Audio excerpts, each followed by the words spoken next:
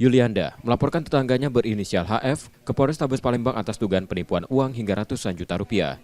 Menurut Yulianda, kejadian bermula saat HF meminjam uang untuk modal usaha dan berjanji akan mengembalikannya dalam waktu 10 hari. HF meyakinkan Yulianda bahwa uang tersebut akan segera dikembalikan.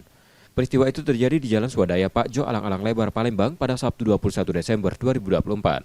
Karena merasa percaya, Yulianda meminjamkan uang dengan jumlah yang cukup besar, namun janji tinggal janji. Setelah 10 hari berlalu, uang yang dijanjikan tak kunjung kembali.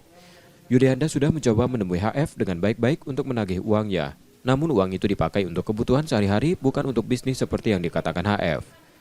Merasa dirugikan, Yulianda akhirnya memutuskan untuk melaporkan kasus ini ke Polrestabes Palembang.